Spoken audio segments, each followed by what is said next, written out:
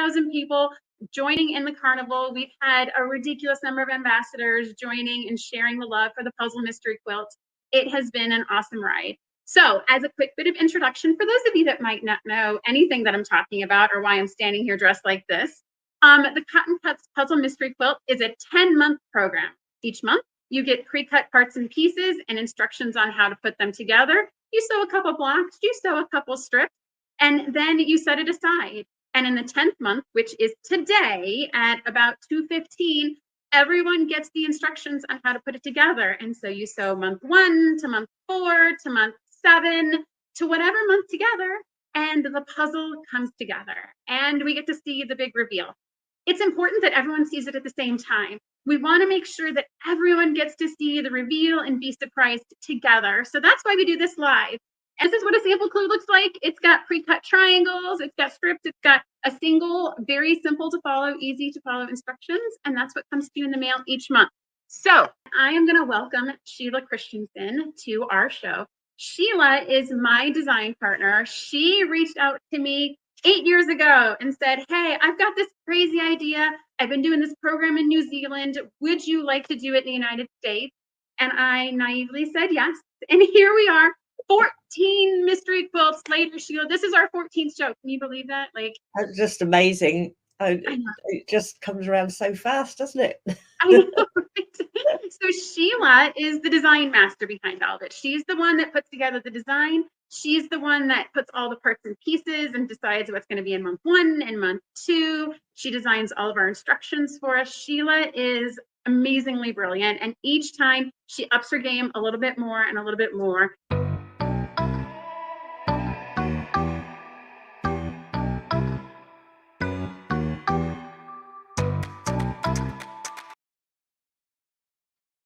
Everybody, good morning Facebook, good morning YouTube, and good morning on Instagram. It is Thursday, it is 9:30, it is Cotton Cuts go time, everybody.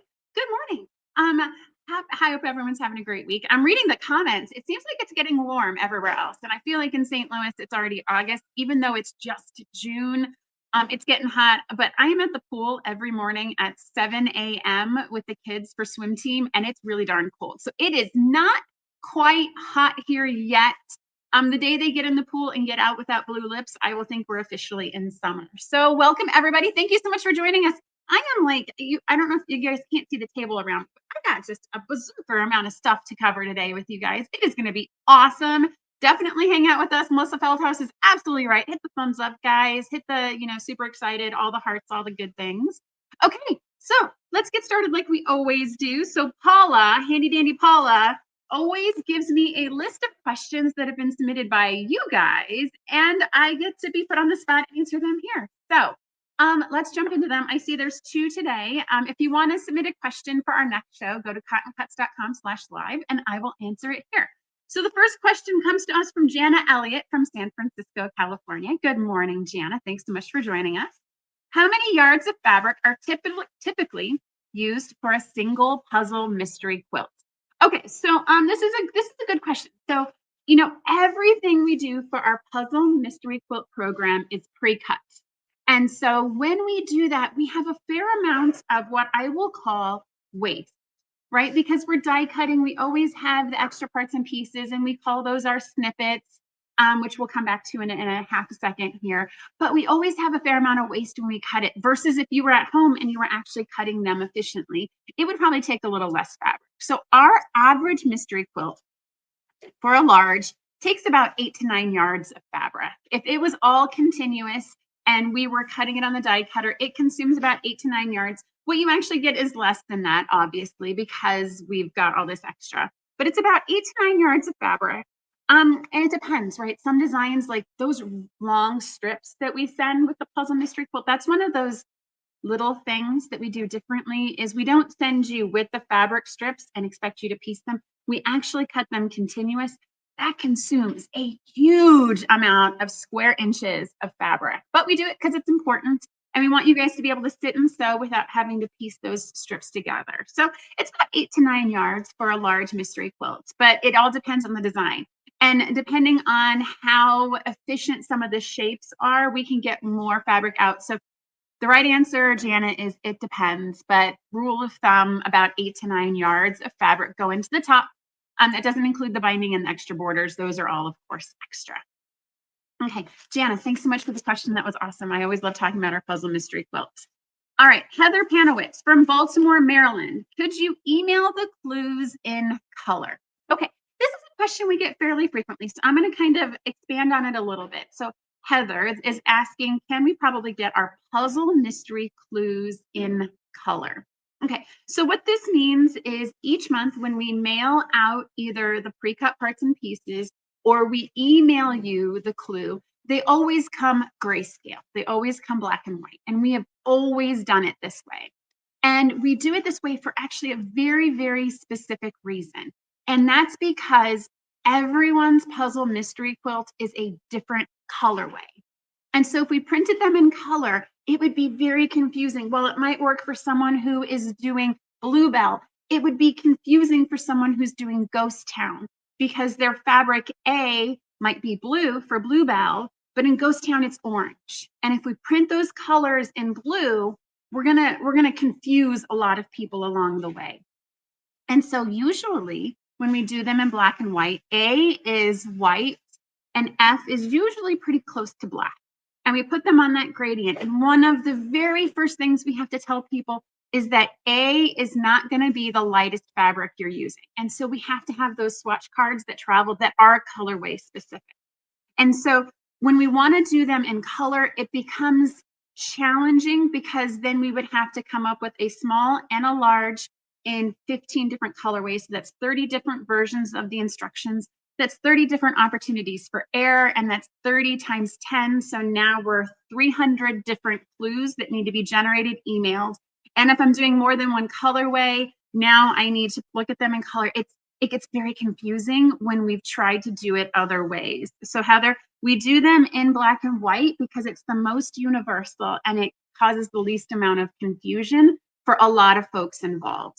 It is something though when we do special projects, like when we've done the gnomes and when we've done our mini mysteries where we're emailing the clues out, those ones we can do in color because it's all electronic and everyone's doing very similar type colorways. And so those we can do in color, but it gets, once we get into the PMQ and we have 15 different colorways and we have 2 sizes and everyone's fabric is different, it becomes very, very confusing, very, very fast. So we've taken the keep it simple, keep it very streamlined, and then that way everyone's communicating apples to apples. So we have a lot of people that sew the PMQ in groups.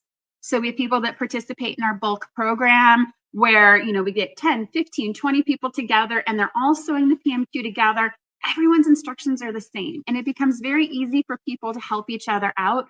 Also, if you're participating virtually with friends that aren't with you, everyone's instructions are the same. You're all speaking the same language. If an ambassador is sewing along, you don't have to sew their same colorway to be able to participate along with them. So it takes down a lot of barriers by keeping them into the grayscale. But Heather, thank you so much for the question. If you get stuck and you feel like you need a little extra help, definitely go to the Cotton Cuts Fabric Facebook group. People there are super happy to help you. If you get stuck, they will help interpret anything. They will help you sort. We've always got eagle eye detectives that are out there that are like, hey, this part's turned, or hey, this part's in the wrong place.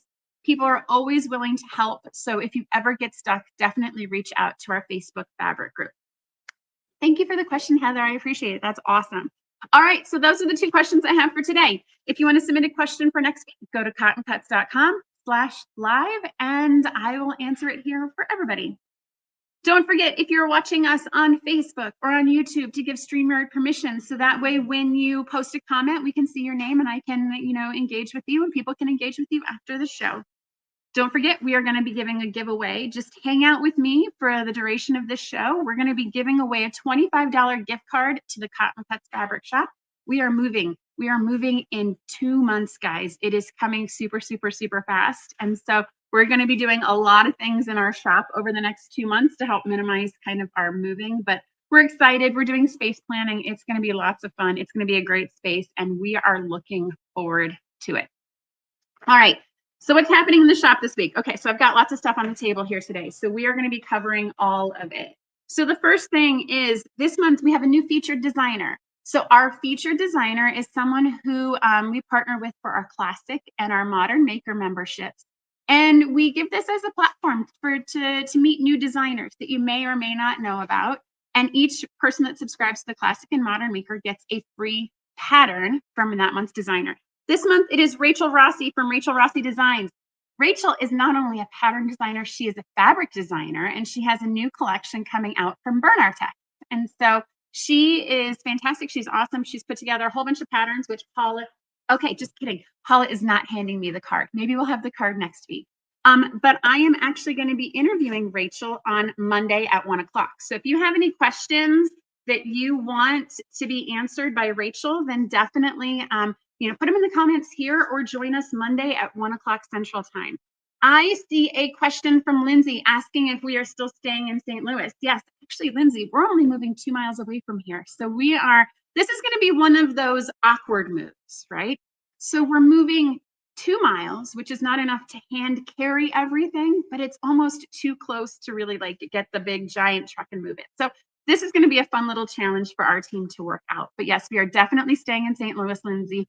When we move into the new space, we're actually allocating away some sides, so we might be able to have some pop-up events in the shop. So definitely stay tuned for more on that.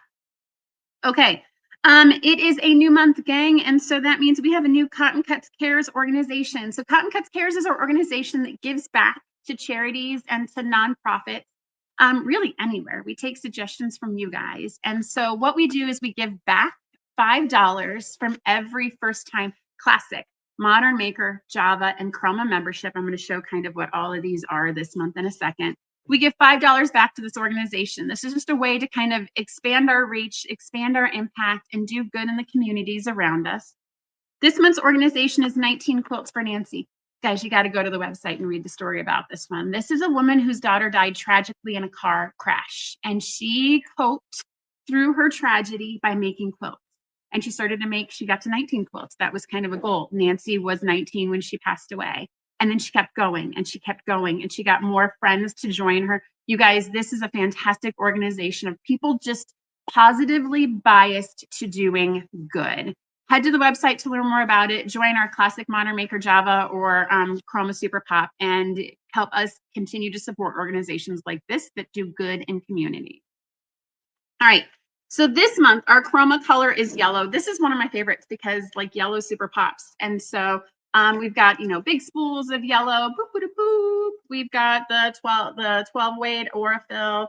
And of course, we have the Eleganza Wonderful. You guys, yellow is so fun because I feel like it pops against so many colors. But yellow is our chroma color this month, which actually feeds really well into the Java because bum, bada, bum, surprise. The Java is, of course, yellow and blue, and it's called Lemonade Stand. This is our Java membership. You get 12 coordinated boutiques.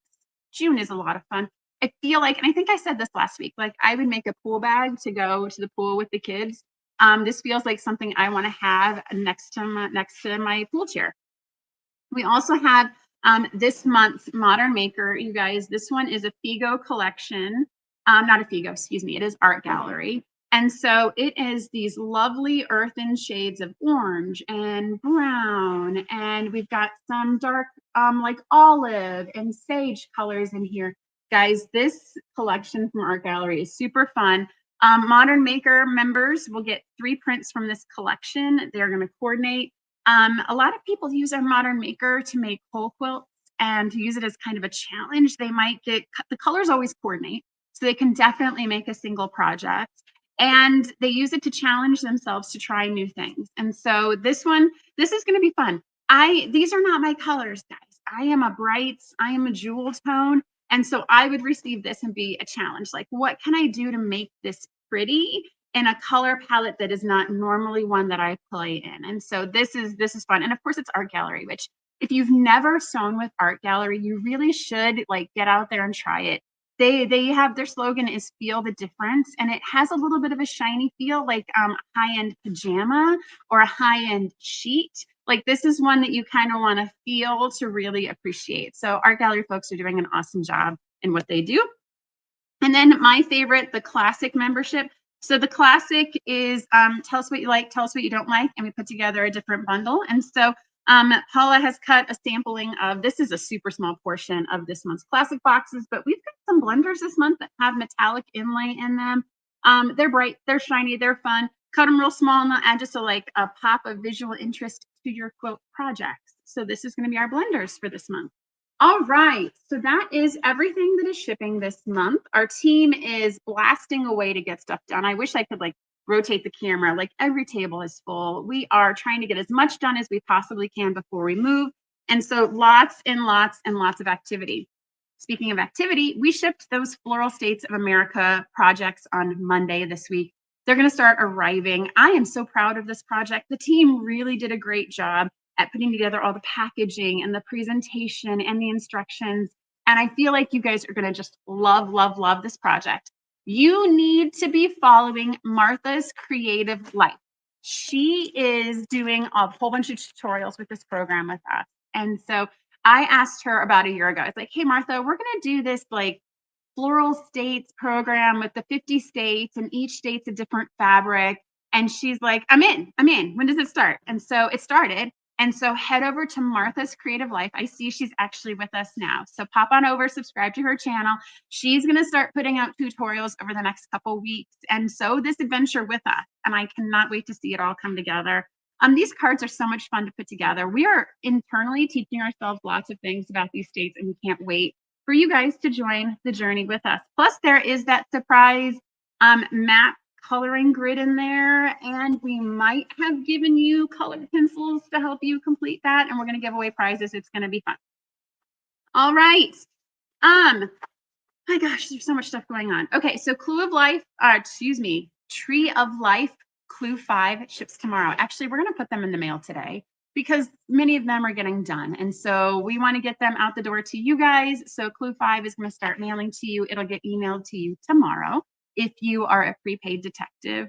And lastly, our snippet challenge has been extended by 1 week, right? There is a lot of stuff going on at the beginning of summer here. And so we want to give people an extra week to get those projects done. If you're like me, you probably procrastinated to the last minute, and maybe there's a clue, or you're just so close to done, or you just need a sunny day for a photo. It's been raining here for a week. Maybe you need a sunny day for that photo. We extended those entries by a week, and you must be in by June 11th. And then we're going to do crowd voting. And so I have no doubt next week when I am here, we'll be talking about going to the website and voting. And the person who gets the most peer votes voted on by you guys wins prizes. And so with that, I've got this cute, handy dandy little two pink Oliso mini iron here. These are going to be prizes for our winners in our 2 categories. This little iron is so cute. Dominic was in the shop yesterday because it's the summer, and he was testing this little puppy out, ironing some fabric. It was adorable. It was cute. Check it out. It's going to be coming as a reel very soon. But yeah, this is going to be one of the big prizes that is going to go to the people who entered the snippet challenge, including a 6-month membership of your choice to something at Cotton Cuts. So guys, totally worth it. Finish those projects. You've got a couple days. Let's get it done, and let's all be inspired together. All right, Wild West. This has been consuming a week for us, the signups. You guys, those colorways sold out so fast. We are working really hard to restock them. Use the wait list. Do not wait, because some of these colorways, once the fabric's gone, it's going to be gone. Others I can order for forever. Some of them are going to be gone for good. You are not going to want to miss out. That tumbleweed, we're cutting it off the bolt, and I am legitimately saying, this is really nice. This is very pretty, and I think it's gone for good, guys. So let's see. Greta's asking if the Tula irons will be available in the shop to purchase. So that is going to be a no for us. So they are actually very expensive to ship. So I'm going to encourage you to go to your local quilt shop to get that iron, just because they are so expensive to ship. And I do worry about shipping irons. I want them to work when they arrive to you. So they're going to be giveaways that we're going to use throughout a couple of events. But as for stocking them in the shop, I would encourage you to go to your local quilt shop. They've started to arrive because the mini ones were a little delayed, but go to your local quilt shop, support local. And if they don't have them, ask them to get them for you. Okay, let's see here. All right, so we've got some business to attend to. So I have to give stuff away. So we're giving away 2 kind of big-ish prizes today live. And when we do this live, of course, something could potentially go wrong. But, it's the risk you take. So the first thing we are going to do is we are going to give away a prize for our Minute Mystery Grand Prize winner. So every time we start up a new mystery, we play a game every day for the days leading up to it. And we ask you a challenge and we put forth kind of clues. And we might say, okay, I'm an orphan, I'm a book character, I don't use a broom to sweep, and I don't know, like I live in England. And you have to solve the mystery, put your entry in, and if you are successful all 5 days, then you are entered for a chance to win 50% off your puzzle mystery quilt Wild West. And so the metrics are like every day we had over 300 people submit entries. Guys, that's a lot that would be playing in our game every day. We had 116 perfect scores. 116 people got them right every day with no hints. And so all of those people are going to get a prize. So definitely check your email. We're going to have those emails out by the end of the day today on how to claim your prize. Everyone who gets a perfect score wins, like, because that's what we do here.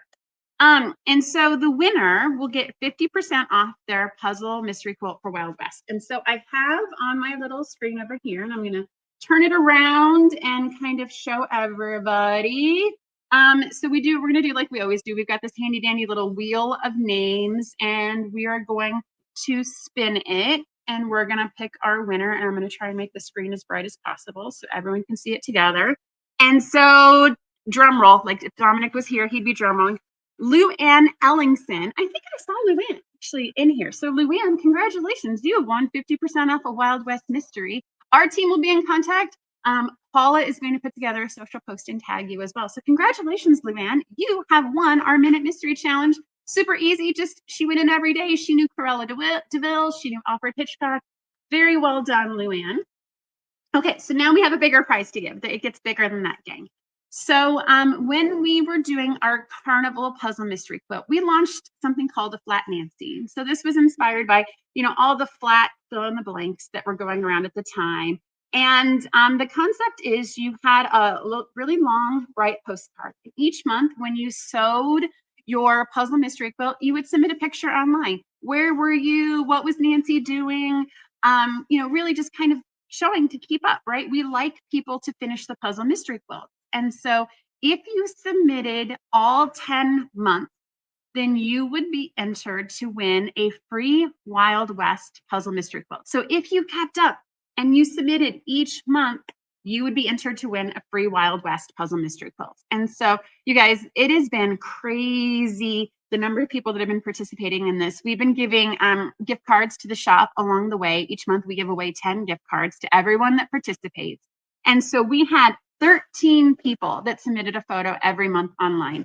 Every month they would take a photo and they would submit it online. Even they finish these puzzle mystery quilts. And so we are going to draw the prize for the person that's going to win a free Wild West mystery. I'm hoping you guys are excited about this. These names, you guys, I'm impressed. The stories that people submit with their Flat Nancy's, oh my gosh, it's awesome and amazing. Okay, so I've got this here. We are going to spin our little wheel. And the winner of the free puzzle mystery quilt is Jamie from Huntsville, Alabama. So Jamie, congratulations. You just won a free puzzle mystery quilt because you sewed all 10 months with us. Thank you and congratulations, Jamie. We will contact you to be able to redeem your prize. Okay. All right. I think that is mercifully everything that's on my table. And now we can get to like the main topic of conversation today, and that is binding. So we're seeing a lot of people finish their puzzle mystery quilts and post the quilt tops, and they're getting quilted. And then it kind of stops from there. And I think, when it comes to that last step of binding, typically when I've made a quilt, it's kind of the part that I just dread because it's the last step. I put in all the time to make the top. I put in all the time to quilt it. And then I get to the binding and I'm like, oh my gosh, I'm so close to the end, but so far away. And so I was sharing binding with Paula and what it means and what it does. And she's like, this would be a fantastic topic to share with everybody. And so my journey was for probably the first 20 years I quilted. I thought binding was some advanced judo skill that I couldn't do. And so I did every quilt the way you learn to do it in home ec, which is sew, around 3 of the sides, leave an opening, turn it on the inside, get a little chopstick and poke out your corners. And that was finishing a quilt. And then you would hand stitch the opening, right? To me, that was what it meant to finish a quilt. And I thought I had to have some advanced degree to be able to bind the quilt for finishing. And I finally sat down one day and I watched a YouTube tutorial. And I am going to encourage everyone to go watch YouTube tutorials for how to do binding if you're afraid to do it. What I am going to show you today is enough to make you dangerous. So you can go to those tutorials and have enough of a background to be able to actually learn how to do binding and how to do binding in a myriad of ways. There's more than one way to do this, guys. There are 1,000 ways to do binding. But what I want to do is be able to give you just enough so when you're watching the videos, you have confidence to get through and actually start binding your quilt. And maybe today I'm going to teach you some new tips and tricks for the super seasoned binding people out there. All right, so with that, let's jump into it. So the first question that you need to answer when you're thinking about binding your quilt is, do you want to cut your binding straight of grain or bias cut? And so this is one of these things, it's almost preference. I was always taught you have to do bias cut binding, and that is terrifying to me because the difference between the two is straight of grain is you're cutting your fabric with the fabric. So you're cutting it selvage to selvage like you would if you were doing piecing. And so you're cutting it straight of grain with the weave and the fabric, and you're cutting it selvage to selvage, and then you're going to piece those together. To do bias means you actually cut the fabric at an angle and then you sew it together, and you're actually cutting your strips so that they are on the cross grain of the fabric, which for quilters, it's usually a bad thing because it means if you're cutting a lot of bias edges, it's going to stretch. But the magic is when you do bias grain for binding, it almost becomes like a finger trap and that it does not pull. And so when you put a bias cut binding on a quilt, the idea is it's not going to want to stretch over time. It's going to want to hold its shape, and it'll typically keep your finished quilt more consistent. It does require a little extra steps. It does have some waste involved with it. But if you are super comfortable at the end of like this cutting and putting it on the bias, and I just watched a YouTube video or a TikTok this week where someone like made a tube and like within like the magic of this TikTok had like 150 inches long of binding.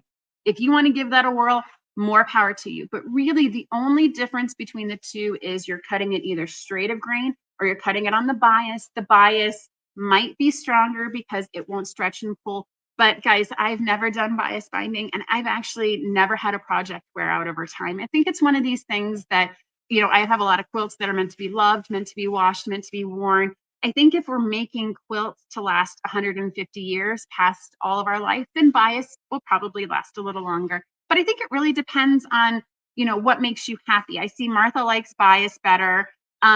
Let's see here. Catherine looks like she likes to do binding. So guys, I would reply to Catherine and have her do all of your binding if this is not your jam.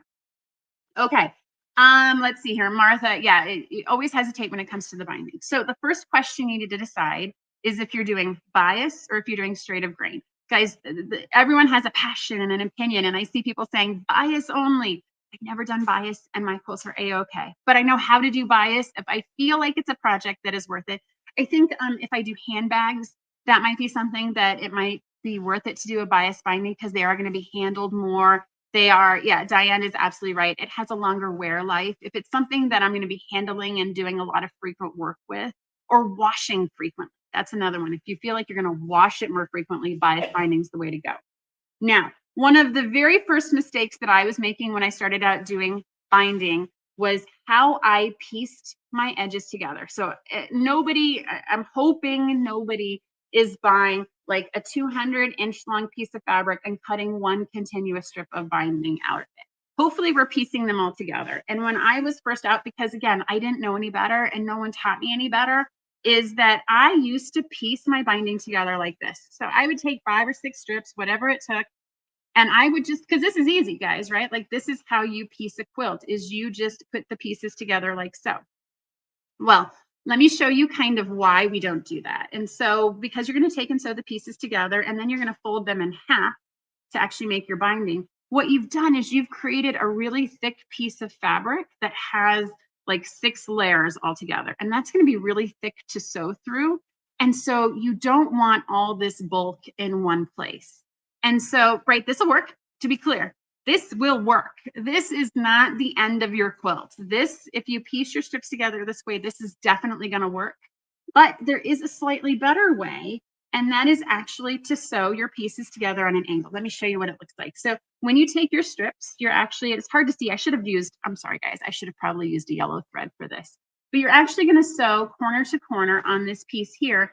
And then when you open it up, you've distributed the bulk of that seam throughout the length of your binding strip, right? And so you're going to obviously cut this off the back. And so that way, when I take this piece here and I fold it in half, I've actually put the length of that seam over about a 2-inch piece. And so it's a little less to sew through. Guys, this is one of these things that, I mean, if you're not doing this, that's a-okay. Try it. And just when you're sewing through it with your walking quilt, you will probably notice a difference. Your needle's not going to get stuck sewing 14 times in a single seam. Not that that's ever happened to me, guys. Just kidding. Like it's your needle is not going to get stuck. Your presser foot's not going to get stuck going over this bulk of fabric. Yeah, Martha, I've definitely done both. I feel like this kind of just is my go-to now, is this kind of angle seam and this angle sewing. Okay, so once you've gotten your strips together, then you're going to iron them in half. And so this is the part that for me is, oh yeah, Jana Elliott. So I've been with you. Like I will chain piece a bunch together. When you open it up, you realize you kind of sewed them wonky and you just made a 90-degree the wrong way. That happens to me all the time. It's fine. That's why we have seam rippers and you just fix it and you keep going. So then what you're going to do is once you have, your long piece and we get asked, how long should that piece be? So this is where your high school geometry comes back. So you're going to measure your length and your width. You're going to get your total perimeter of your finished quilt, and you're going to add about 8 to 10 inches to it. And that's what you want your total length to be. I always just keep it easy and do my width of fabric pieces, and then I trim it at the end because I don't want to have to be off by an inch or two if my math is wrong, or I've been, sewing at night with some wine. So I want to make sure that, because binding is hard to fix after you've already sewn it on your quilt. All right, so once you've got those pieces together, what you're going to do is you actually iron them in half like so. And so there's a lot of gadgets that'll do this for you, where you take that piece and you kind of pull it through and you iron it. But it doesn't have to be super perfect, guys. You're just folding it in half and you are ironing it. And this is one of the few times in quilting where you're going to press your wrong sides together. I know we are so used to right sides together, stitch and then press. This is one where you want the pretty side facing out for your binding. And so, this is one like I have to like pull it, and having a good long ironing board helps with this. And then I'm usually a big fan of kind of like taking about 6 to 8 inches and accordion folding it over each other. And so that way, when my binding is done, it'll be thicker than this. They make handy dandy little binding buddies. These were popular at market about 6 years ago. And there was a little spool and you would wind your binding around it. And so then that way, when you're sewing it on, you can kind of unroll it and keep it all nice and tidy. I'm a big fan of this. This usually works. I'll probably get a binder clip out and kind of piece it together just so that way my binding stays pressed and together. Okay. The next part is once you have your binding for your full perimeter done, the next big decision you have to make is, do you want to piece it onto the front of your quilt and then flip it over to the back for the second stitch? Or do you want to start on the back and flip it over to the front? Most people, that first decision, do I stitch it onto the front and flip it onto the back, or the back and flip it onto the front, is done by a machine with a walking foot. I think there's probably some people that would hand stitch that first bit, but most people, when you see the tutorials, are going to machine stitch that first bit. And so I have a little cardboard example. And so it's front. I think on Instagram, it might be backwards, guys. So front. And so what you're going to do is you want to make sure that the raw edges of your binding are aligned with the raw edges of your quilt. And you're going to do just either a 1/4 inch or a 1/2 inch seam allowance, depending on your preference. And you're going to stitch it right to the edge of the quilt. And then you're going to flip it over to the back, right? That's if you want kind of this piece here on the front of your quilt and you flip it over to the back. You could alternatively start by stitching it onto the back of your quilt and then flipping it over to the front. All right, so let's talk about you're going to see both of these techniques in YouTube tutorials.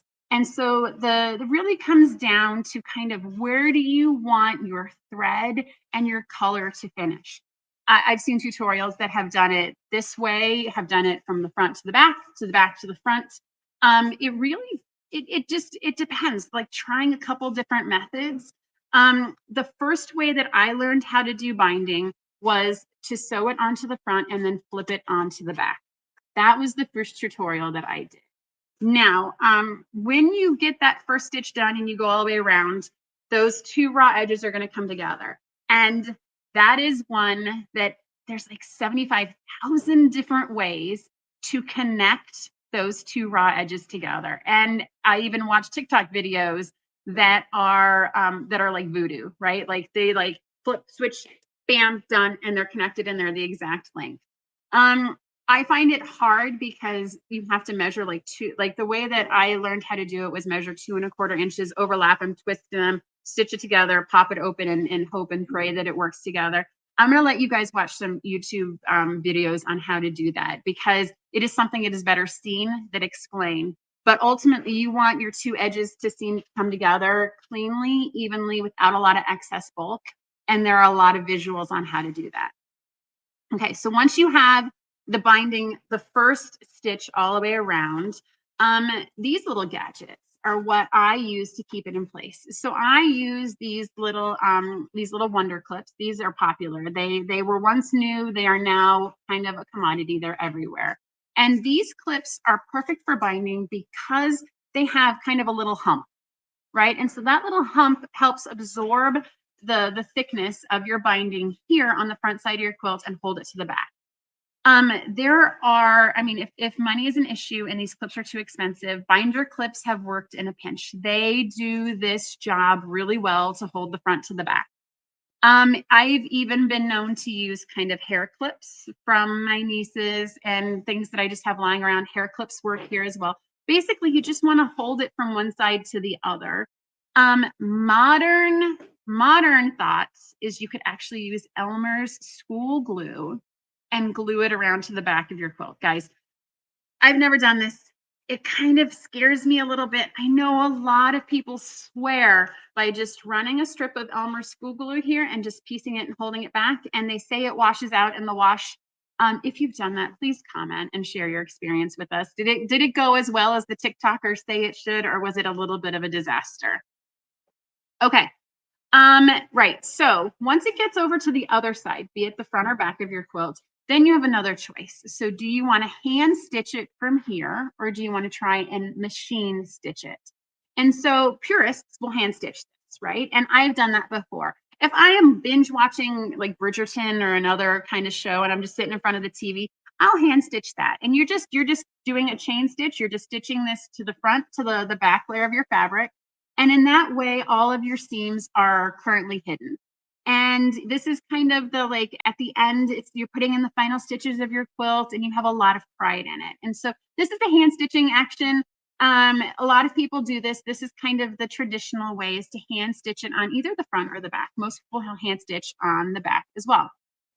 The way that I've learned how to do it the first time, and I have changed, is that I come back to the front and I use a walking foot and I stitch right into this little ditch here. And I use coordinating thread on the front and the back.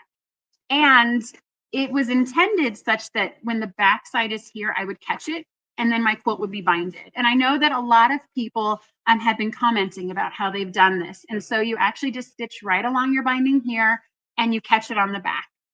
And it works like 97% of the time. And for me and my first couple quilts, it was great. What would happen is occasionally this would slip, and you can see I'm kind of stretching it a little bit for the purpose of the camera. And when I stitched here, I would miss a certain section. And so in that case, I would just have to go back and re-sew that section again, which is fine, right? That works for a lot of people, guys. The way that I've started doing it now, though, is I actually stitch it on the back and then I flip it over to the front. And I top stitch right along the edge of this here. And then I don't miss it. and everything is completely sewn to my quilt. And so since this is on the back, if this stitch, and because it's me, and if it like zigs and zags and wavers and wanders, it's okay because it's the back of the quilt. And as long as I pick a thread that matches this fabric, in this case cardboard color, then you won't see it. And so this is my preferred method for binding, is sewing on the back, flipping it over, and then top stitching right along the edge here. Right, that's how I have been. I think I might have lost Instagram. Hold on just one second. Okay, so that is how I have been binding my quilts, is just stitching right across the top here and then letting the seam show into the back. Now, the one piece that we haven't talked about is the infamous and elusive mitered corner, right? And so as I'm sewing along, like this is easy, right? I just sew along and then I get to the corner. Bum, ba, bum. All right. So this is one of these things. I'm going to let you guys look for mitered corners on YouTube. And so ultimately, as you get to this corner, you're stitching along, boo, boo, boo, boo, boo, boo. You can't just, you can, to be clear, you can really do anything. It is your quilt. But if you turn it to the side, and to be clear, I've done this many, many, many times. If I was to just turn this, guess what, guys? I'm going to end up stitching over that, and it is going to be a mess. And so a mitered corner is one where you actually turn the corner so that when it flips out, it you get this in an ideal TikTok world, you get kind of a seam that goes around your corner. This takes a lot of practice, guys. If it matters to you and it's important that you have that mitered corner, you need to make sure that you watch the YouTube and you practice it and you try it. The one variable to all of this is the thickness of your quilts. So the first quilts I used to make had a polyester 3-inch loft binding. These little bindings, this 2.5 inch, would never make it around. And so my first bindings, I used to have to do 3 inches and more. You want to make sure that you're going completely over all the edges. Otherwise, why are we doing this? And so when you're calculating up your binding, you want to make sure you make it all the way around and everything is encapsulated so nothing falls apart on this project that you've spent a ridiculous number of hours working on. Okay, that's enough to make you guys dangerous. So I hope you guys get to go out and watch some videos and have enough to be able to kind of extrapolate what you're seeing into what you're making. I am still learning. I've been doing binding, both hand sewn and machine sewn, for about 15 years. And like I said, just this week, I saw a TikTok video that blew my mind, and maybe I'm going to change something because we're always learning and we're always doing things better.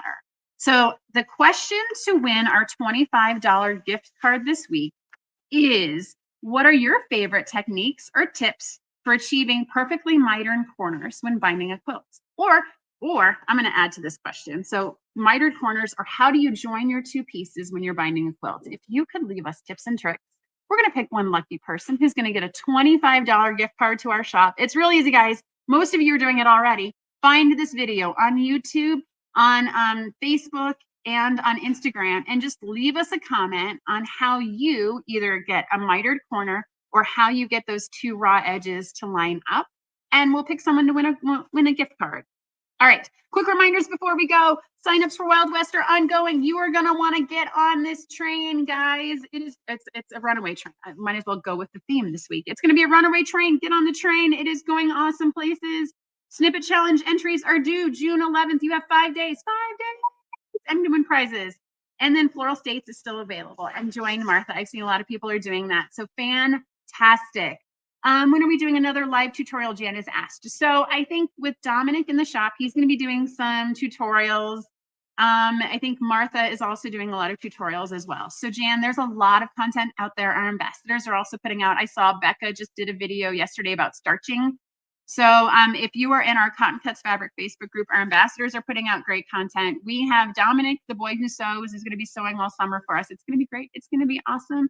With that, I will let everyone go. Have a great rest of your week. Hopefully you guys get some fun and some sun and some warmth this week, and we will see you next week at 9:30. Oh, and also Monday at 1 o'clock as we interview our featured designer. Thank you guys. Have a great week, and we will talk soon. Bye now.